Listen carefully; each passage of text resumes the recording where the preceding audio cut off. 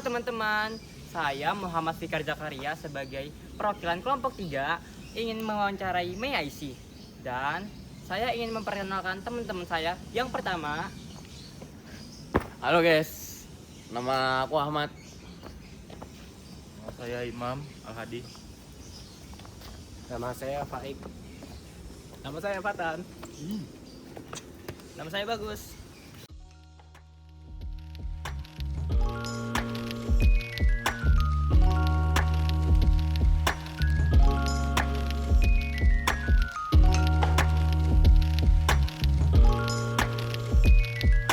Halo guys, sekarang saya sudah sampai dan sekarang saya sudah bersama Mas Faiz ya guys ya. Mas, gimana kabarnya? Alhamdulillah baik. Gimana?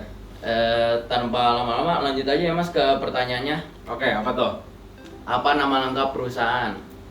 Kalau nama brandnya orang-orang sih taunya May I See. Tapi kalau nama resmi perusahaannya itu adalah PT Meniti Impian Samudra. Sebenarnya dari inisial MIS, May I See, terus kalau PT-nya Meniti Impian Samudra. Ya dua-duanya MIS lah.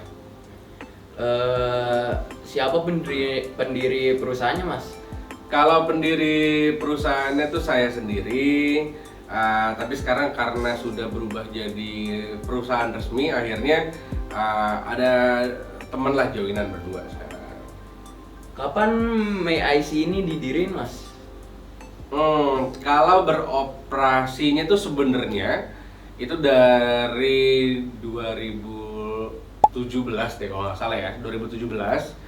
Tapi kalau jadi perusahaannya itu baru di tahun lalu, itu berarti 2023 ya. Iya. Gitu. Berapa banyak karyawan yang bekerja di May I See ini Mas? Sebenarnya kan karena ini channel YouTube, jadi tidak semasif perusahaan pada umumnya ya. Jadi kalau karyawan itu untuk manajemen dan produksi mungkin kayaknya total 8. Tapi karena ini sekalian dengan talent management, talentnya itu juga ada 8. Jadi total biasa di kantor ada 16 orang lah. Nih kalau boleh tahu nih, May I See ini geraknya tuh di bidang apa ya?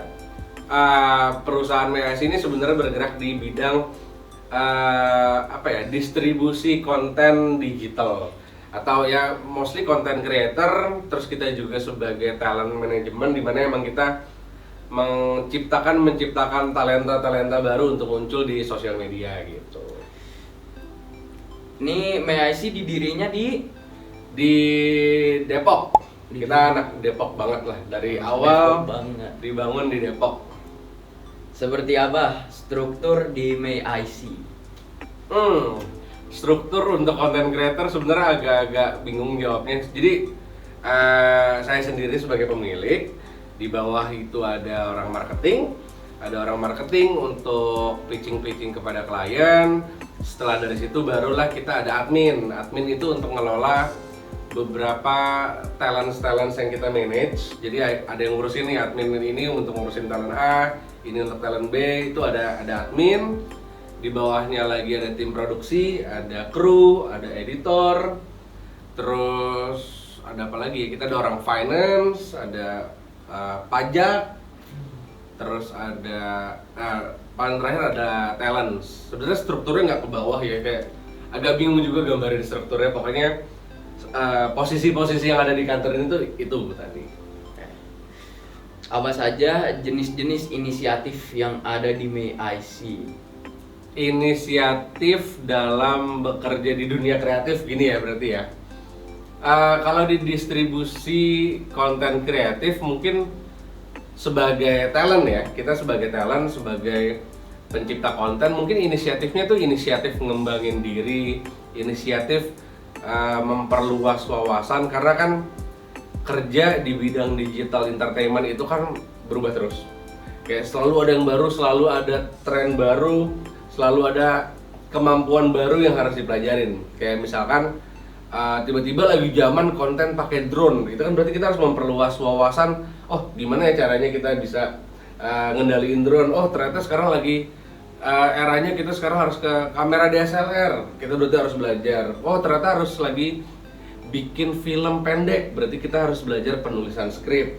Atau kita lagi apapun itulah, pokoknya bahasa Inggris lagi laku gitu, jadi belajar bahasa Inggris. Intinya kalau dari segi talent dalam pembuatan konten, pengembangan diri itu inisiatif nomor satu. Karena kita nggak ngembangin diri, kita akan kegeser dengan banyaknya pendatang-pendatang baru. Itu kalau inisiatif dalam pekerjaan content creator. Tapi kalau tadi kan ada editor, ada kameramen, ada kru. Mungkin kalau kayak kameramen nih, misalkan mau syuting, memorinya harus kosong dulu. Masa pas syuting memorinya penuh? Iya. Iya, kayak pernah denger ya? Pernah? Terus kayak editor tuh tanpa harus disuruh tuh kalau udah selesai ya udah langsung digarap. Terus kalau kru misalkan kalau kru nih inisiatifnya gini, misalkan kita bikin film pendek, kita bilang oke, nanti setnya bla bla bla bla bla, set kedua kayak gini. Nah mereka tuh udah siapin, oke propertinya perlu apa aja, perlu baju ini, perlu ini. Oke nanti lokasinya di sini. Itu kalau kameramen tuh dia udah tahu tuh, udah semuanya udah dia. Jadi udah disiapin, jadi kita tinggal syuting sebagai talent. Kalau inisiatif di bidang marketing ya mereka harus berinisiatif untuk lebih gaul lagi, karena kan mereka harus kenal banyak orang untuk bisa mencari banyaknya klien gitu loh. Jadi memperluas koneksinya dia itu adalah inisiatif. Jadi kalau misalkan manajer atau marketingku tidak inisiatif untuk bergaul, itu minus banget lah. Makanya ya marketing memang tugasnya berinisiatif untuk bergaul sama banyak channel gitu. Contoh-contoh inisiatif yang benar dan yang salah di MAIC seperti apa? Tadi sih sebenarnya udah ngerangkum ya, kayak tadi Iya. kayak manajer itu harus aktif, harus marketing tuh harus aktif, pitching ke klien sana sini tanpa harus disuruh. Marketing udah ngelakuin itu, editor juga tanpa harus disuruh, kru, kameramen itu semua juga udah harus tanpa disuruh. Ketika waktunya syuting semua udah ready kayak gitu. Apa saja contoh inisiatif yang benar dan salah yang diterapkan oleh karyawan Mas di MAIC? Yang benar dan salah, sebenarnya kalau inisiatif yang bener ya balik lagi ya sama ya sebenarnya. Iya, sama. Ya sama balik lagi sih kayak paling krusial ya kalau di dunia konten, balik lagi ya pengembangan diri itu sebenarnya inisiatif paling bener. Karena ada momen kalau talents kita tidak berinisiatif untuk ngulik, oh apa sih tren yang lagi ada, apa sih yang lagi ada, enggak, dia hanya yaudahlah gue ciptain yang udah pernah gue buat, gue ulang terus tanpa ada inovasi yang baru, akhirnya mereka akan tertinggal dengan perkembangan zaman gitu. Biasanya apa yang menjadi penyebab karyawan tidak memiliki sikap inisiatif itu apa? Apa ya, kayaknya kurang sadar diri aja ya. Kayak kalau content creator gini, content creator itu pekerjaan yang tidak punya gaji tetap kalau teman-teman tahu. Jadi karena kita tidak punya bos, kita tidak punya gaji akhirnya.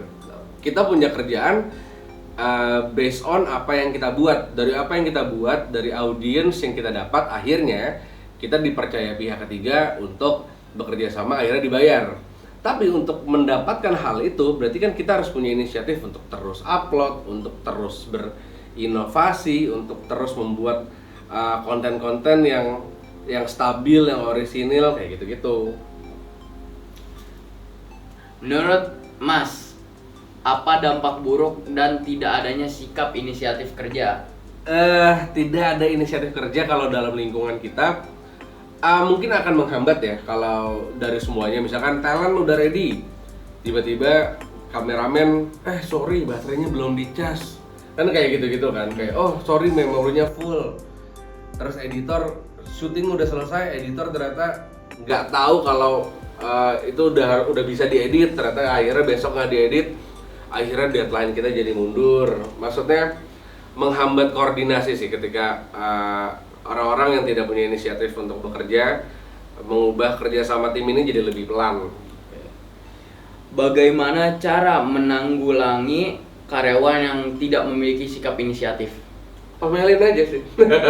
Nah kalau saya sebagai atasannya gitu ya, kalau punya tim yang tidak punya inisiatif, maksudnya karena kan kita capek ya kalau harus dikit-dikit saat disuruh kayak semua itu tergantung di etos kerja masing-masing. Ketika ada orang yang punya energinya tuh tidak sama kayak kita, itu kan sebenarnya akan ganggu workflow pekerjaan kita. Akhirnya semua tuh dididik untuk kerja di sini, lo harus punya inisiatif ini ya, kerja di sini. Kalian harus sigap ya, kayak gitu-gitu. Makanya emang harus diingatkan, harus dibimbing untuk karyawan-karyawan yang kurang inisiatifnya. Mungkin pertama dari teguran, kalau memang ditegur juga emang nggak bisa, ya sorry itu kita emang berarti memang tidak bisa mengikuti kerja untuk di sini, kayak gitu. Pertanyaan terakhir nih Mas, bagaimana cara mengembangkan sikap inisiatif bagi karyawan? Kalau di sini sebenarnya gimana ya? Karena kita sistemnya kan produksi ya. Produksi video itu kan sistemnya yang kadang nggak cuma sehari 2 hari. Teman-teman kan juga belajar syuting atau apa. Kalau ada ngembangin sikap inisiatif tuh sebenarnya kita tuh kayak tanggung renteng. Kalau ada yang delay satu pun, akhirnya kan semua juga kena. Kalau editor lama, akhirnya semua post pro-nya jadi lama. Kalau tim produksinya juga lama, kita talents juga kena. Akhirnya semua syuting jadi lebih malam, kelarnya jadi lebih lama, mungkin jadi lebih 2 hari. Kalau kita sewa lokasi, terus karena ada yang inisiatifnya kurang, akhirnya kita jadi molor, jadi harus bayar studio 2 kali, bayar semuanya 2 kali. Maksudnya mengembangkan inisiatif itu adalah, kalau di kantor ini adalah ya dengan kita harus kompak sih. Maksudnya harus dukung satu sama lain untuk tidak ada yang menjadi beban untuk teman-teman lainnya. Jadi kayak ayo kita semua bisa, kita kerja semua sesuai job desk dan dilakukannya dengan sebaik mungkin agar prosesnya bisa secepat mungkin dan sebagus mungkin gitu sih. Oke, itu ya tadi pertanyaan kita tuh udah dijawab sama Mas Faiz. Itu aja ya dari saya Ahmad. Dan dulu ya Mas. Oke. Sekian dari saya undur pamit dan terima kasih.